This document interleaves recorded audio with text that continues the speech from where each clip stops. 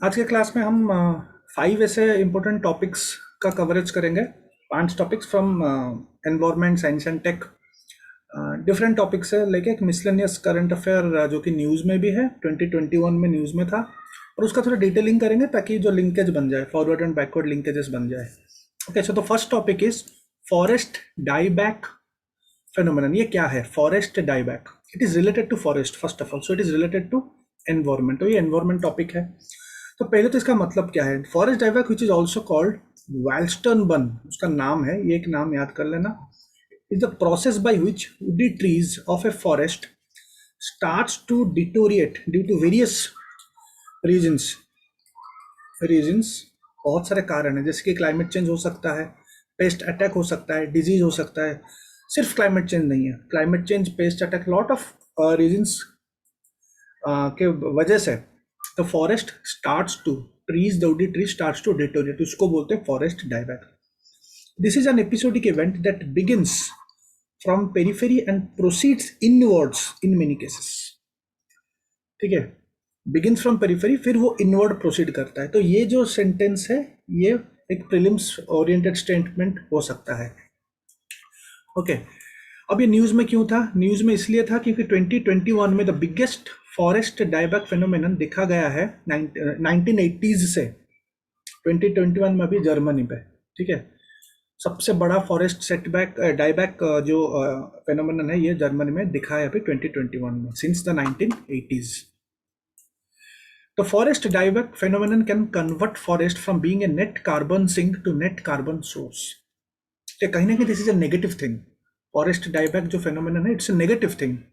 तो ऑब्वियसली जब ट्रीज खराब होंगी तो जाहिर सी बात है दैट नेट कार्बन सिंक, जो पहले से we call it the forest, we call as a carbon sink, वो एब्जॉर्व करते हैं carbon, so it will not be that. So it converts the forest from being a net carbon sink to net carbon source. The dead trees cause rapid loss of carbon back to the atmosphere. Example, damages to the forest systems of Canada converted the boreal and temperate forest into carbon sources. तो जो boreal forest है, जो temperate के ऊपर जो boreal forest होते हैं Canada पे, सो वहाँ पे जो डैमेज हुआ है, those because of this phenomenon, now it has been said कि these are the carbon sources. एक टाइम ऐसा था जो हम कार्बन सिंक बोलते थे, now it is called as carbon sources. और भी ये न्यूज़ में था इस बार 2021 पे एक आर्टिकल आई थी इंडियन एक्सप्रेस में, why Amazon rain forest is reaching a dangerous tipping point. और ये आर्टिकल पे डायबैक के बारे में मेंशन्ड है। ठीक है, फॉरेस्ट डायबैक के बारे में मेंशन्ड है। तो अमेजन रेन फॉरेस्ट में भी ये फेनोमेनन दिखा है। ओके, लेकिन जर्मनी में सबसे हाईएस्ट दिखा है, लेकिन अमेजन रेन फॉरेस्ट में भी ये फेनोमेनन दिखा है। Some trees and eventually the forest, जब ट्रीज डिटोरिएट करने लगेंगे तो जाहिर सी बात है eventually the forest will deteriorate, जो इसका मीनिंग है। So some trees and eventually the forest will reach the physiological limits of dryness, probably induced by droughts and heat stress. तो these are all the reasons। Drought हो सकता है, climate change, heat stress, इसके वजह से जो dryness होता है, जब वो लिमिट पार कर लेता है, when that limit of dryness is crossed, तो obviously it will reach, फिर उसके बाद वो डिटोरिएट करने लगेंगे। Because of this dehydration, the affected trees will begin to die. ठीक है, the affected trees will begin to die from the tip of their leaves or roots backwards. ठीक है, तो टिप ऑफ द लीफ से ही dryness शुरू होगा, फिर वो बैकवर्ड जाएगा, तो इनर जाएगा। ठीक है, so this is the basic phenomenon behind the dieback phenomenon, forest dieback phenomenon. Okay, next एक साइंस एंड टेक का टॉपिक है, that is the space situational awareness, SSA। ये भी इस बार न्यूज में है। पहले तो स्पेस सिचुएशनल अवेयरनेस क्या है, अब रिसेंटली ये क्यों न्यूज में है। See, first of all, the space situational awareness refers to the science of tracking objects, both man-made and natural, in orbit. जो ऑर्बिट होती है वहां पे ऑब्जेक्ट, जैसे खास करके यहाँ पे हम किसकी बात कर रहे हैं, हम डेब्रिस की बात कर रहे हैं। ठीक है, स्पेस डेब्रिस हमने पढ़ा है। ठीक है, तो it is the science of tracking objects both man made and natural. तो यहाँ पे भी एक क्वेश्चन हो सकता है कि ये सिर्फ नेचुरल है या फिर सिर्फ मैन मेड है, ओनली है, वैसा करके they can try to trap, question में वो ट्रैप करने की कोशिश कर सकते हैं। So it refers to the science of tracking objects in orbit and also predicting where they would be at a given point of time. और ये जो साइंस है, स्पेस सिचुएशनल अवेयरनेस, ट्रैक भी करेगा और प्रेडिक्ट भी करेगा कि कहाँ पे है at a given point of time, ठीक है। Two objects such as artificial satellites must be at a minimum 1 kilometer distance to avoid any crash between them, which can create problems. Crash होगा तो problems होती है, space debris बढ़ती है, तो एक minimum two objects को 1 kilometer distance में होना चाहिए. Okay. Now to boost this science or this space situational awareness, अभी क्या हुआ, इंडिया जो इसरो है, India has established A directorate of space situational awareness and management, इसका नाम है DSSAM. इसको बूस्ट करने के लिए, ये साइंस को बूस्ट करने के लिए India has established this, that is DSSM, remember, which engages in evolving improved operational mechanisms to protect Indian space assets through effective coordination among the ISRO or the Department of Science. ISRO comes under Department of Science. Department of Science का कोई ministry नहीं है, directly comes under PMO. Okay, other space agencies and international bodies. तो कहीं ना कहीं हमारा जो स्पेस एजेंसी है उसको एक रिसर्च एंड डेवलपमेंट के पॉइंट में आप लिख सकते हो, कोई GS3 का आंसर अगर आएगा तो this can be added as an enrichment of an answer. Okay, अब ये न्यूज में क्यों है, 2020 दिसंबर में ISRO SSA control centre was established. एक कंट्रोल सेंटर हुआ है जहाँ पे ये सब चीज, ये साइंस की डेवलपमेंट होगी और कैपेसिटी बिल्डिंग होगी. It was established by K Sivan, ISRO के चीफ थे और चेयरमैन थे. The dedicated control centre is for SSA's work. इसी कंट्रोल सेंटर पे SSA का काम होगा and it is being done under the project Netra. Now Netra project is already in current affairs, ठीक है, it is already in current affairs 2020 current affairs. So इसी project के अंतर्गत, इसी प्रोजेक्ट नेत्रा के अंडर ही ये कंट्रोल सेंटर और SSA का जो सेंटर है, डेडिकेटेड सेंटर बना है. Now what is this project Netra? Now, Project Netra 2020 का है. In August 2020, Netra project was initiated by ISRO का है, which is an early warning system to protect the satellites from space debris and other hazards. तो ये जो project है, it is particularly to protect the satellites from space debris. तो overall इसी project के अंदर ही SSA का काम हो रहा है, ठीक है, स्पेस सिचुएशनल अवेयरनेस. और प्रोजेक्ट नेत्रा का जो एस्टिमेटेड कॉस्ट है 400 करोड़ है. Fine, next.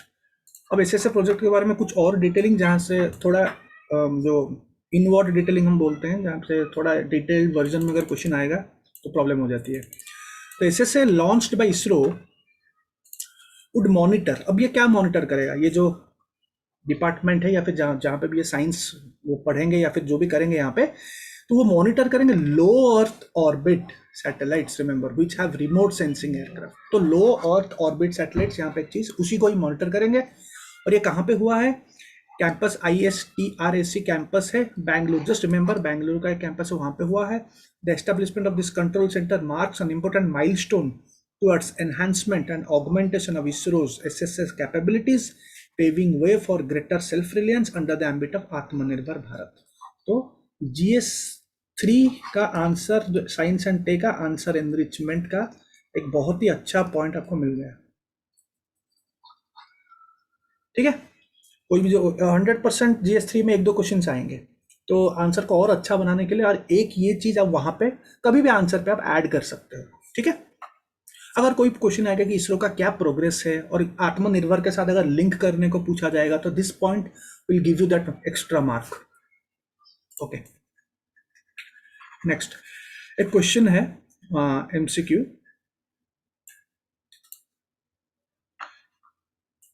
In recent times, what progress has been made by India towards increasing its space situational awareness? Prelims question है, ठीक है. क्या प्रोग्रेस इंडिया की तरफ हुआ है towards space situational awareness? A dedicated control center for space was established. A dedicated constellation of 6 satellites was placed in the low Earth orbit. An agreement was signed between Russia to coordinate an SSA. Now see, this one is correct 100%, ठीक है.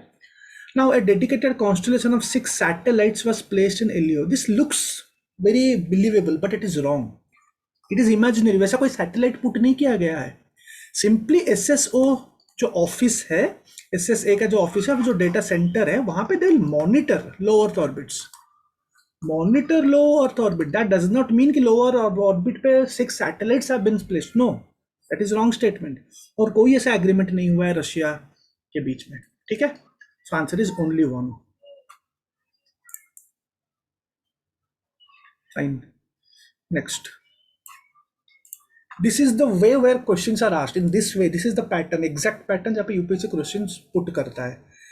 लो earth orbit mention है, कोई भी एक article में आप पढ़ोगे, magazines पढ़ोगे, वहां पे लो अर्थ ऑर्बिट है, simply they will change it, they will change the meaning. Monitoring low earth orbit को वो बोलेंगे लो अर्थ ऑर्बिट पे 6 सैटेलाइट्स पुट किया है। So lack of revision will make this statement believable, will make the wrong statement believable. तो आप 1 और 2 के साथ जाओगे या फिर ऑल के साथ भी जा सकते हो, तो वो गलत हो जाएगा। और सबसे बड़ी बात है, you can't leave the question also, because somewhere in your preparation you have gone through it, so you will try your luck, okay. और उस वहीं पे हो जाती है नेगेटिव मार्किंग, ठीक है। Next, so 1 is correct, 2 and 3 are wrong. Next, land ports authority of India, okay. Land ports authority क्यों न्यूज में है? अब ये इसीलिए न्यूज में है क्योंकि इसका 10 साल हुआ है, इसका 10 ईयर्स हुआ है। ये 2012 पे फाउंडेशन उसका हुआ था, ठीक है। तो 2022 पे 10 साल हुआ है। So you can expect any kind of question, you can expect, ठीक है। मैंने क्वेश्चन नीचे एक है, इसके बाद हम करेंगे। पहले तो लैंड पोर्ट्स, यहाँ पे पोर्ट्स है, तो पोर्ट्स से आपको लग सकता है ये मिनिस्ट्री ऑफ शिपिंग है, विच इज रॉन्ग। आपको लग सकता है ministry of shipping, which is wrong, it comes under ministry of home affairs. First of all you need to know कौन सा मिनिस्ट्री के अंडर आता है। सेकंड, स्टैट्यूटरी बॉडी है या एग्जीक्यूटिव बॉडी है? It's a statutory body. अगर statutory body है तो कोई एक्ट से आया होगा, and the act is land ports authority of India 2010। Act 2010 से आया, बॉडी बनते बनते 2012 बन गई, ठीक है। मार्च में, पिछला साल मार्च में भी इसका फाउंडेशन डे हुआ था। पिछले 2 साल से फाउंडेशन डे हो रहा है, इस साल भी हुआ होगा। तो इसका 10 साल 2022 को हो रहा है। Fine, land ports authority of India, make sure it is under ministry of home affairs, ठीक है, शिपिंग का नहीं है। फाइन, सो काम क्या करता है? सेकंड कम्स, काम क्या करता है? काम ये क्या करता है? It is involvement in the development of land ports. First, now again another topic comes, that is the integrated check ports, ICP. ICP बहुत ही पुराना टॉपिक है, हमारे टाइम से ये न्यूज में रहा है, 2016, 15, 16, 17, आज भी न्यूज में है। तब जब हम पढ़ रहे थे 2 से 3 आईसीपी था, आज के डेट में काफ़ी 8 से 7 से 8 आईसीपी हो गए। मैंने लिस्ट बना रखा है बाद में इसका नेक्स्ट पेज पे, ठीक है। तो ICP is also very important topic, जो 1 लाइनर क्वेश्चन बनता है या फिर नॉर्मल इजी क्वेश्चन के फॉर्म उसमें वो आएगा। If you do not know you can't answer. It is involve in the development of land ports, that is land ports को बोलते हैं integrated check ports, to maintain regional connectivity across the international borders of India. Regional connectivity को maintain करने के लिए ICP उसी के लिए वो होता है, और उसी को ही डेवलपमेंट, जो उसका डेवलपमेंट करता है, that is the land ports authority of India, LPAI, ठीक है। ओके, काम क्या करता है? It plans, constructs, maintain roads, terminals, ancillary buildings other than national highways, state highways and railways at the ICP. तो ये करता है, ठीक है। इसको ऐड मत करना, ठीक है। Other than this, road, terminals और एंसिलरी बिल्डिंग्स आईसीपी करता, एक पर्टिकुलर इंटीग्रेटेड चेक पोस्ट पे करता है। एस्टैब्लिशेस एंड मेंटेन करता है warehouses, container depots, cargo complexes, ये सब करता है। Storage, processing of goods with the establishment of hotels, restaurants, rest rooms, ICP, यही सब। तो this is the apex body, एक तरीके से हम बोल सकते हैं this is the apex body या टाइप आईसीपी, ठीक है। अब न्यूज में क्यों है? न्यूज में इसलिए है कि इट वॉज फाउंडेड इन 2012, तो इसका 10 साल हुआ है। So recently foundation day was observed. पिछले 2 साल से इसका फाउंडेशन डे हो रहा है, 8th, 9th, 10th, ठीक है। This year it is the 10th foundation day. Currently अभी एलपीआई क्या करता है? It is building the passenger terminal building at the Dera Baba Nayak Kartarpur Sahib corridor पे। जो पैसेंजर टर्मिनल बिल्डिंग है उसी को एलपीआई बिल्ड कर रहा है। This is also in news, okay. Next,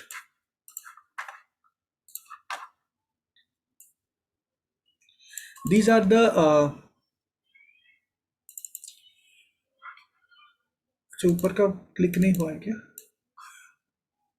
okay, these are the Petrapole, Raxaul, Jogbani, Moreh, Dawki, Rupaidiha, Sunauli, Sutarkandi, ये सब जगह जो है ये सब हमारा आईसीपी है, ठीक है। आईसीपी अब पहले तो दो प्रकार का क्वेश्चन बन सकता है कि ये सब आईसीपी है या नहीं, ठीक है, यू हैव टू आइडेंटिफाई क्या क्या आईसीपी है। दूसरा क्वेश्चन ये है कि ये आईसीपी किस कौन से बॉर्डर के साथ लिंक करता है, तो वो भी आपको जानना पड़ेगा कौन से बॉर्डर के साथ लिंक करता है। तो यहाँ पे आप देख सकते हो बांग्लादेश, नेपाल, म्यांमार, बांग्लादेश, नेपाल, बांग्लादेश, ठीक है। और जो पहला दो है, नोट डाउन कर लो, पहला जो दो है इट इज त्रिपुरा में एक है, एक चेक कर लेना, एक त्रिपुरा पे है और एक जगह पे मुझे याद नहीं आ रहा है, विच इज ऑपरेशनल, ठीक है, उसका एक बार चेक कर लेना। One is Tripura, I am sure, other one you can check. बाकी ये तीन अभी रिसेंटली, ये तो पुराना है, ऑप्शन 1 2 ये ऑपरेशनल है, एंड दीज 3 आर अप्रूव्ड, ठीक है, these 3 are approved, remember recently. जो यूपी पीसीएस जो दे रहे हो वहां पे ये पूछ सकता है, बिहार पीसीएस दे रहे हो ये दोनों पूछ सकते हैं, ठीक है, नेपाल के साथ, एंड ये भी नेपाल के साथ, और एक असम बांग्लादेश के साथ। These 3 are more important because it has recently been approved. जो under construction it is not important right now, बाकी जो ऑपरेशनल है वो बहुत पहले से ऑपरेशनल है। दीज 3 आर मोर इंपॉर्टेंट, ठीक है, यूपी में एक एंड असम पे एक। त्रिपुरा पे जो था इट वॉज अर्लियर, ठीक है, okay. Next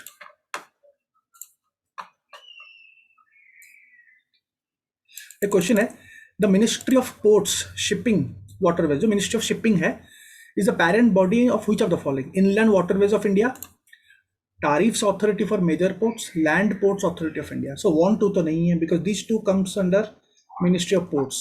So 1 2 is the answer. Yes, 1 2 is the answer because land authority of India comes under Ministry of Home Affairs. Remember, inland water front है very important. ये भी इसका भी डिटेलिंग जरूरी है. Major ports, minor ports already we have done in our class. Major ports, minor ports, ठीक है, क्या कौन सा मेजर पोर्ट है, कौन सा माइनर पोर्ट है, माइनर पोर्ट के ऊपर किसका, स्टेट गवर्नमेंट का है, सेंट्रल गवर्नमेंट का क्या पावर है, स्टेट गवर्नमेंट का क्या पावर है, everything you have to do, each and everything you have to do, and the best way to do is minor and major ports, go to विकासपीडिया।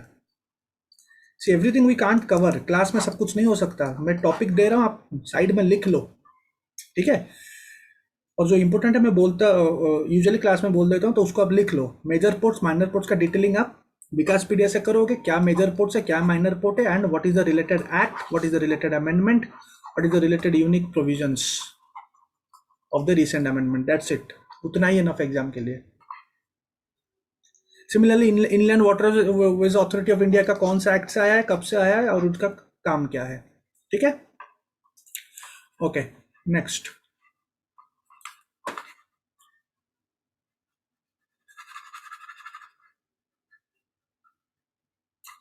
Next is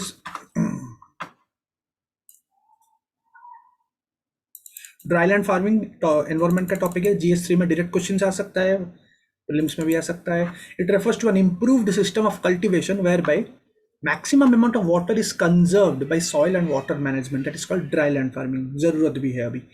it involves efficient use of soil and crop management in the regions of low land और uneven distributed rainfall, जहाँ पे uneven distributed rainfall है वहाँ पे dryland farming की जरूरत है। तो ड्राईलैंड फार्मिंग, एक क्वेश्चन बन सकता है कि इनमें से कौन कौन सा क्रॉप ड्राईलैंड फार्मिंग से होता है, ठीक है, तो major dryland farming crops are millets such as jowar, bajra, ragi. Now these kind of questions are coming, they'll put some 5 to 6 options and you have to choose. एक दो साल से वैसा क्वेश्चंस बन रहे हैं, ठीक है। तो ऑयल सीड्स भी है, mustard, groundnut, rape seed, pulse crops भी है, पिजन पी, ग्राम, लेंटिल्स, अदर एग्जाम्पल्स कॉर्न आ जाता है, सोरघम, पपाया, गुआवा, सनफ्लावर, ठीक है। ये सब के सब आपको याद करना पड़ेगा, ड्राईलैंड फार्मिंग में यूज होता है mostly. Almost 80% of maize, 90% of bajra, 95% of pulses, 75% of oil seeds are obtained from dryland agriculture, okay. अब न्यूज में भी है, ये हमेशा न्यूज में रहता है। Around 500 farmers across villages in the Doda district in Jammu had their incomes quadrupled, ठीक है, बहुत बढ़ गया है, after shifting from maize to lavender cultivation, which is being called as purple revolution. It was possible to do initiative on aroma mission. तो ये news में aroma mission हमको डिटेलिंग करना पड़ेगा। पर्पल रिवॉल्यूशन जो कि सेम ही है, ये न्यूज में है, और it is related to lavender cultivation. तो इसका detailing with forward backward linkages हम करेंगे अभी। ओके और एरोमा मिशन मतलब एरोमेटिक प्लांट्स। तो एरोमेट तो यहाँ पे और एक लिंकेज बनता है, एरोमेटिक प्लांट्स का डिटेलिंग भी करना पड़ेगा, कौन सा उसका एग्जांपल है, उसका एप्लीकेशंस क्या है, वो सब करना पड़ेगा। ठीक है, जो कि आज मैंने अपने चैनल पे क्वेश्चन भी एक बनाया था, लास्ट क्वेश्चन जो टेलीग्राम चैनल पे, वो एरोमेटिक प्लांट्स के ऊपर ही है। ओके पहले ये खत्म करते फिर हम एरोमेटिक प्लांट्स में जाएंगे।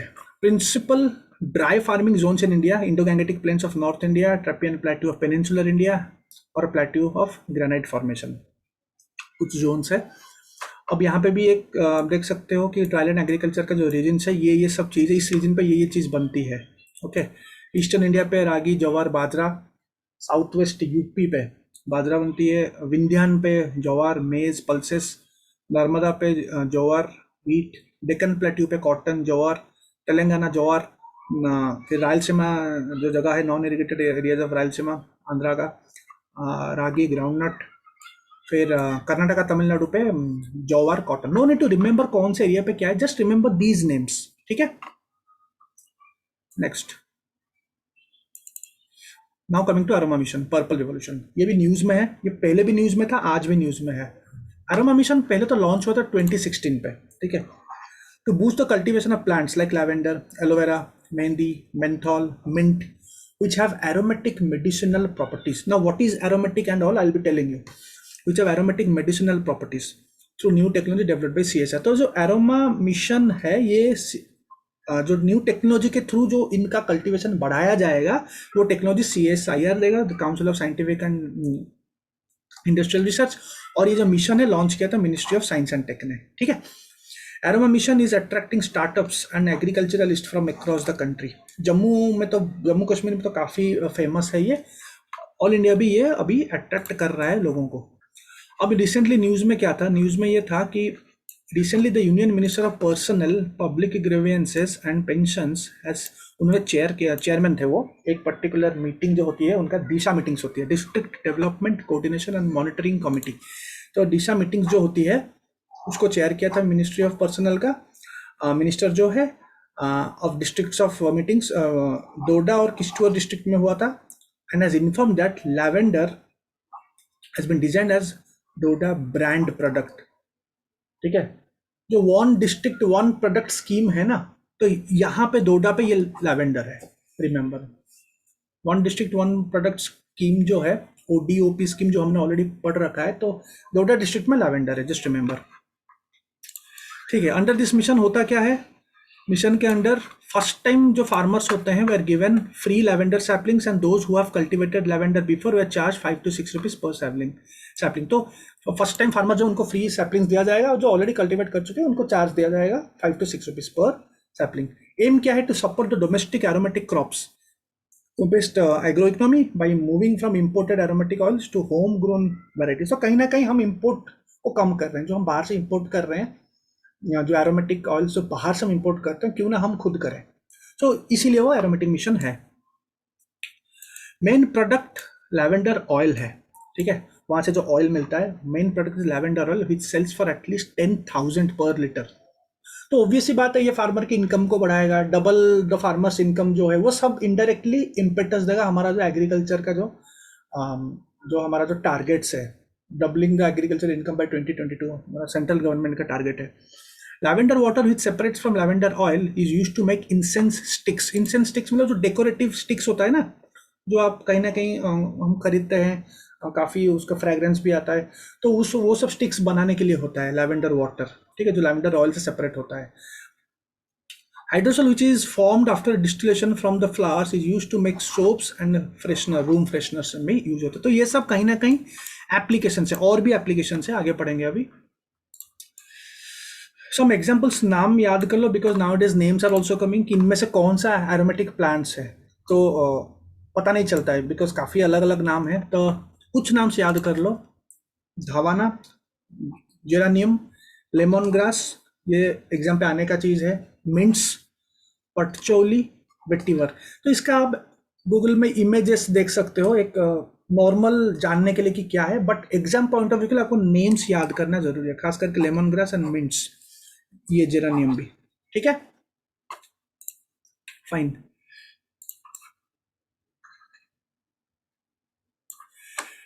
नेक्स्ट, एरोमेटिक क्रॉप्स और plants are a special kind of plant. तो ये एरोमेटिक क्रॉप्स और प्लांट्स होता क्या है? There are special kinds of special kind है of plants used for their aroma and flavour. ठीक है, used for their aroma and flavour के लिए ये यूज होता है। Many of them are also used for medicinal purposes. देखो many of them, ऐसा नहीं कि सब के सब, मोस्ट ऑफ देम और many of them medicinal purpose के लिए भी यूज होता है, कैंसर के लिए यूज होता है, ठीक है, कार्डियोवास्कुलर डिजीज के लिए यूज होता है।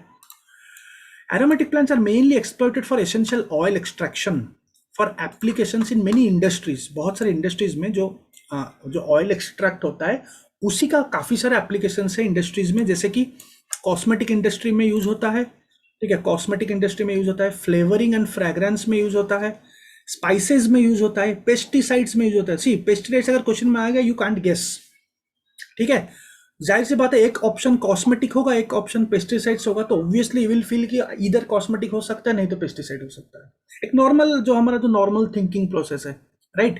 तो लेकिन यहाँ पे वैसा नहीं है, repellents as a repellents use होता है, हर्बल बेवरेजेस में भी यूज होता है, ठीक है। These are basic applications. कुछ स्टडीज ये बोल रहे हैं कि some studies also tell they are used for radio protection, ये भी और एक है कुछ स्टडीज, मैं ये नहीं बोल रहा हूँ कि पूरा का पूरा स्टडी, लेकिन yes there are some studies across the world where radio protection में भी यूज हो रहा है। Many plant extracts have been reported to contain, ये जो प्लांट एक्सट्रैक्ट्स है यहाँ से जो एक्सट्रैक्ट मिलता है उनको बोला जाता है कि दे कंटेन एंटीऑक्सीडेंट्स, ठीक है, दैट स्कैवेंज फ्री रेडिकल्स, ठीक है, that scavenge free radicals produced due to radiation exposure thus impacting radioactive efficacy. तो जाहिर सी बात है रेडियो प्रोटेक्शन में भी काम आता है। तो फिर ये जो एंटीऑक्सीडेंट है एंड एंटी माइक्रोबियल एक्टिविटीज जो एरोमेटिक प्लांट्स का होता है, the antioxidant and the antimicrobial activities of aromatic plants have been widely explored and found to have health applications. तो उसको एक्सप्लोर किया गया है, साइंटिस्ट ने एक्सप्लोर किया है और ये बोलते हैं कि they have health applications in preventing and reducing risk of diseases such as inflammation, cardiovascular, cancer, इन सब में काम आता है, ठीक है। Which of the following, question इस प्रकार के क्वेश्चन आ सकते हैं, which of the following are potential applications of aromatic plants? Treating cancer, cosmetics, pesticides, radio protection. अब ऑप्शन भी उस तरीके से है, ठीक है, कॉस्मेटिक्स मोस्ट प्रोबेबली होता है तो टू हर जगह होगा, ठीक है। तो कॉस्मेटिक्स के साथ पेस्टिसाइड्स यूजुअली हम लिंक नहीं कर सकते, मतलब एक नॉर्मल माइंडसेट हमारा वैसा, unless we know it, right. तो यहाँ पे आंसर ऑल है, कैंसर में भी ट्रीट होता है, कॉस्मेटिक्स में भी होता है, रेडियो प्रोटेक्शन में भी अभी हमने पढ़ा है, पेस्टिसाइड्स में भी होता है, ठीक है। ठीक है, इतना टॉपिक था हमारा आज के लिए। अभी नेक्स्ट क्लास में हम और 5 से 6 टॉपिक कवर करेंगे। Thank you.